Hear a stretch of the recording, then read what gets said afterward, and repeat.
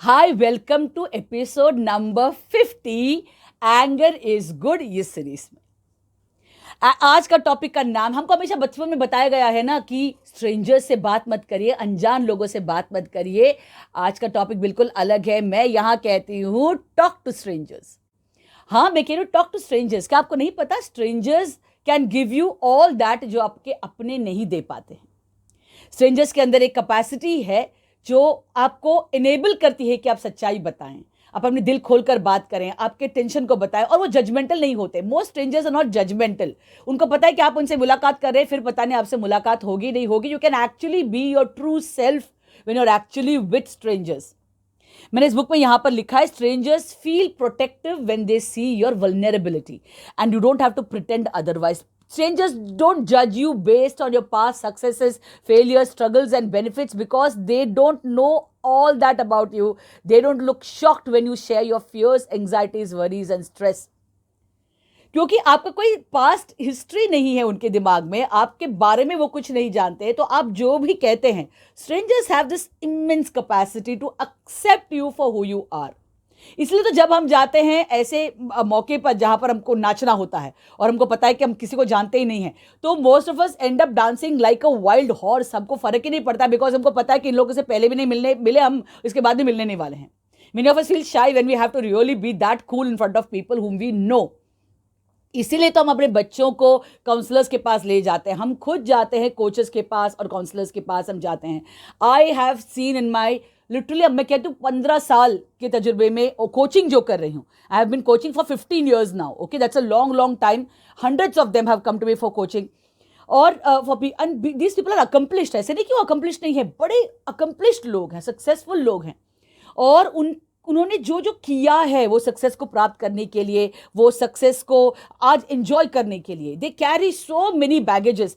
और मैंने ये हमेशा देखा है कि they are able to talk so openly with me, but they are not able to talk openly with their own families. उनका जो दुख है, उनका जो स्ट्रेस है, उनका जो एंग्जाइटी है धंधे के बारे में, खुद के बारे में, टीम के बारे में, प्रॉफिट के बारे में, फैमिली के बारे में, they are able and the relationships के बारे में, they are able to speak really openly with me because I am a stranger. मैं उनको जानती नहीं हूँ. उनको पूरा यकीन है कि मैं उनको जज नहीं करूंगी. ठीक है, मैं जो बताऊंगी एक एक्सटर्नल थर्ड पार्टी की तरह बताऊंगी, इमोशनल इन्वॉल्वमेंट के साथ में नहीं बताऊंगी. They find it so easy to speak to me who am a stranger.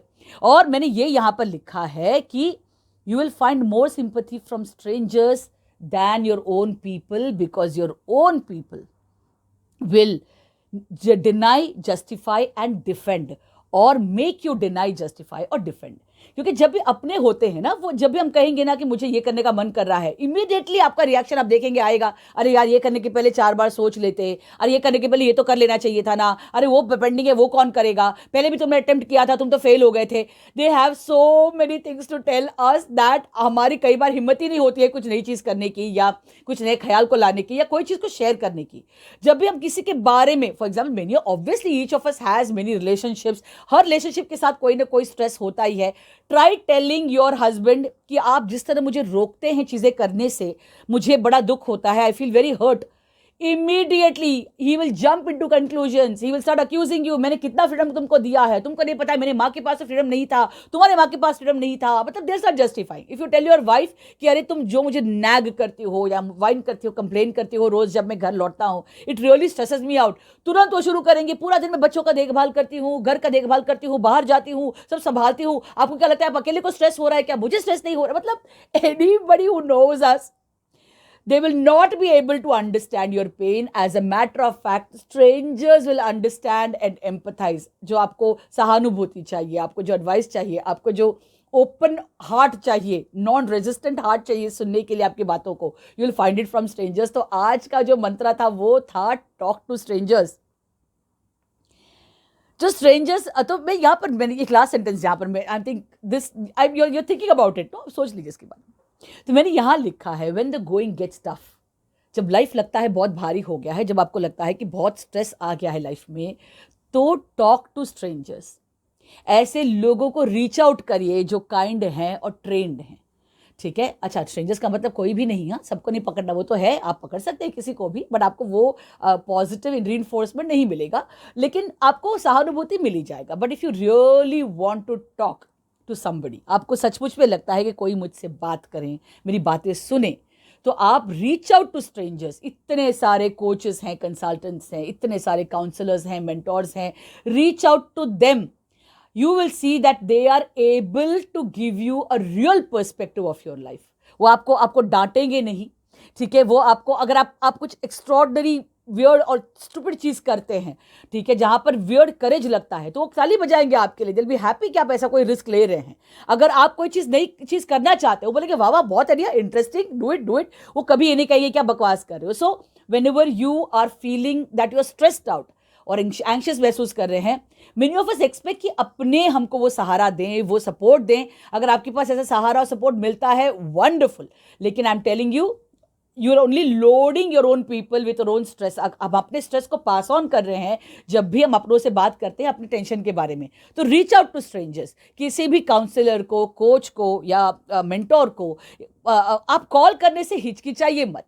These strangers are trained, they will trained कि किसी की भी परेशानी का हल कैसे निकालें, उनकी बातें कैसे सुने, उनको सिंपैथी कैसे दें, बिफोर अ मेंटल ब्रेकडाउन और इमोशनल ब्रेकडाउन हैपेंस, उनको वो सपोर्ट कैसे करें, ये these strangers are trained on it.